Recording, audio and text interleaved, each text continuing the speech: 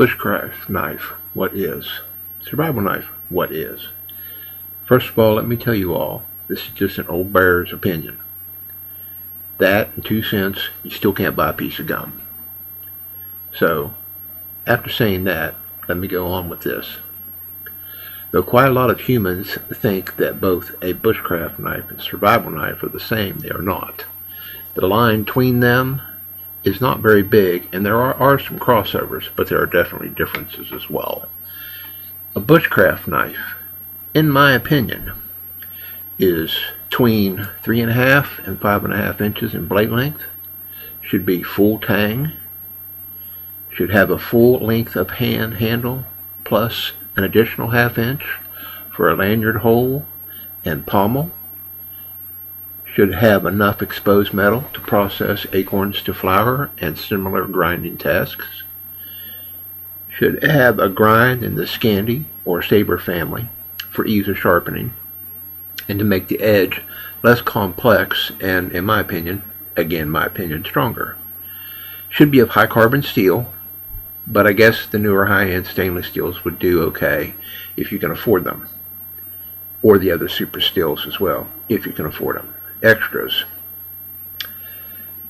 should not have a handguard or saw teeth, should have a choil if the blade exceeds 4 inches, should have a little bit of file work or some jimping for the thumb, and needs to have a 90-degree spine.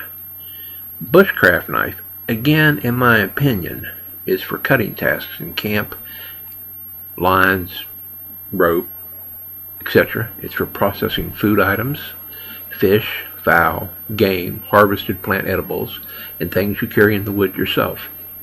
And lastly, but not least, is for processing wood.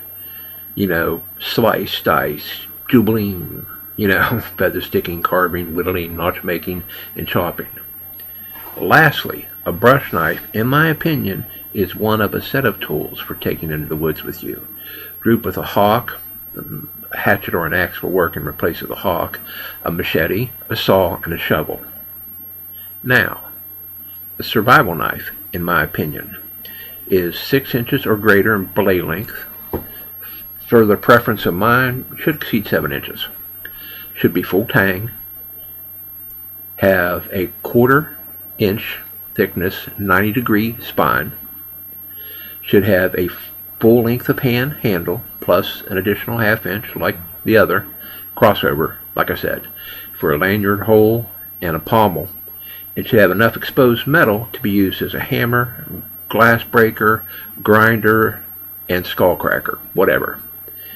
Blade grind, again, my preference is Scandi or saber family for easiness of sharpening and to make the edge, again, less complex and, in my opinion, stronger. Again, we're talking my opinions. Should be of stainless steel or one of the super steels, especially if you can afford them.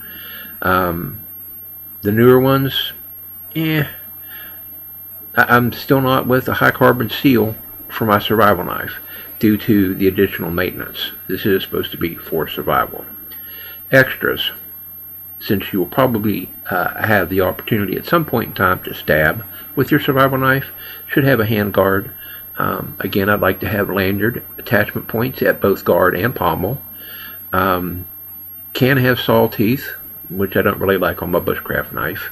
Choil, should have some file work or some jimping for the thumb. A survival knife, in my opinion, is the jack of all trades. It's master of none. It's a knife for a little bit of every task out there, including turning into a spear for use in self-defense or game dispatch. Its goal is to be the one and only tool you need to survive. From spearing that feral hog, to chopping down a small tree, to processing wood for camp, fire, shelter, and for processing your food. Not sure if you enjoyed this. Several people will have problems with this. I'm probably not going to even let you say anything bad about this. This is mine, after all. My opinion.